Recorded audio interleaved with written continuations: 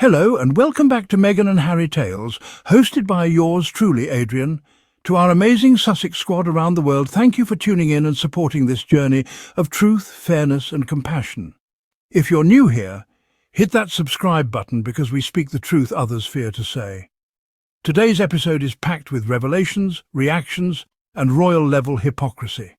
We're diving into the UK media's bizarre meltdown over Meghan Markle's recent podcast with Emma Grede. No royal mentions, no digs, just Meghan being honest, but somehow shockingly it became all about the royal family again. Let's unpack the truth behind the spin and why the palace seems to be panicking. So here's what really happened.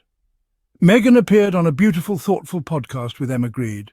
For an hour and a half they talked about ambition, business, womanhood and authenticity. Not once did Meghan bring up the royal family, but like clockwork, the UK media twisted her words into some thinly veiled attack on the monarchy. Emma asked Meghan a straightforward question. What would you do differently about the discourse around you? Meghan, ever poised and clear, responded, I'd ask people to tell the truth. That's it, simple, direct, honest. And yet, the British media leapt into crisis mode. The Telegraph suddenly claimed Meghan had said, I just want people to stop lying about me, despite that exact phrase never being uttered. Then they escalated it by writing, a lie can't last forever. Again, not a quote from Meghan. What followed was an all-too-familiar pattern. Manufactured outrage from royal-friendly reporters and whispers from palace insiders suddenly acting as though Meghan had declared war. Rebecca English? Yes, the same Rebecca known for her very cosy ties with Prince William published an exclusive piece suggesting Meghan's words caused such emotional destruction at the palace that some former employees now claim PTSD. Yes, you heard that correctly, PTSD from working with Meghan. And just like that, the palace mask slipped. The article, while claiming the palace won't respond, conveniently offers a barrage of quotes from sources and insiders. Isn't that always the way? The palace never officially speaks, but somehow their sentiments always leak. Angela Levin. Another tireless anti-Meghan commentator couldn't help herself either. She amplified Rebecca's article, tweeting, An amazing thread by Rebecca English. Is it on behalf of the royal family who are fed up with Meghan's lies? There it is, no room for ambiguity. The palace is behind this messaging. Harry told us already sources mean courtiers. Insiders mean royals. So let's stop pretending otherwise. And what exactly are they reacting to? Meghan asking for truth? If she were lying, if she had really bullied staff, why are no names ever named? Why is it always anonymous claims and conveniently vague stories?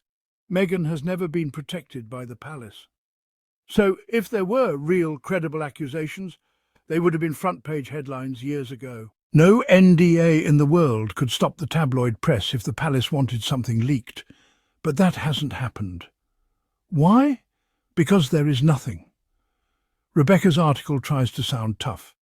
She quotes an insider saying Meghan might not like what comes to the surface if she keeps digging into her royal experience. That's not journalism. That's a veiled threat. But here's what we know for sure. Meghan wakes up early. She sends emails at 5 a.m. That's the bullying they've been harping on for years. A woman being diligent and proactive. Where's the evidence? Where are the real named people claiming actual harm? Nowhere, because there aren't any. And it's not just us saying this. The public is seeing right through it. One person commented, if these people are so damaged, why are they hiding behind sources? Why not come forward? Another called the PTSD claim an absolute crock of BS. And yet another nailed it. There are no lies. Harry and Meghan were telling the truth all along. The problem with lies is that they come undone. Exactly. Let's talk about the hypocrisy. When Meghan and Harry speak openly, they're accused of airing dirty laundry.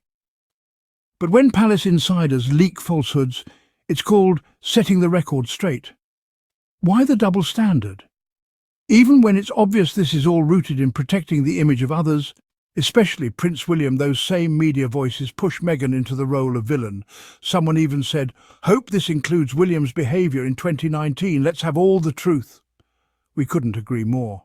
If truth is what the palace fears, then maybe it's time for them to look in the mirror and look at how people are rallying behind Meghan and Harry. One fan wrote, What I see in Harry and Meghan are two people completely secure in all they are and all they do. That comes from authenticity, from truth. Another added, "Notice how it's never I was bullied by Meghan, but always a source close to the palace said, 'We see you, Prince William.'" The more they try to spin, the clearer it becomes. Harry and Meghan are not hiding, but the palace is. So what have we learned? We've learned that even when Meghan speaks about truth without naming names, the palace feels threatened. That says everything. It tells us that the truth has always been on Meghan's side. It tells us who's really hiding, who's really afraid, and who's clinging to outdated narratives. But here at Meghan and Harry Tales, we are not afraid to say it loud. Tell the truth. And Meghan did, and she will keep doing so. Let's stand with her. Let's stand with Harry. Let's stand for transparency, courage and dignity in the face of a smear campaign that's gone on far too long. Thanks so much for watching, dear Sussex Squad. Let us know in the comments, what do you think the palace is so afraid of? Until next time, this is Adrian signing off. Stay safe, stay honest, and always stay on the side of truth. See you in the next episode. Bye.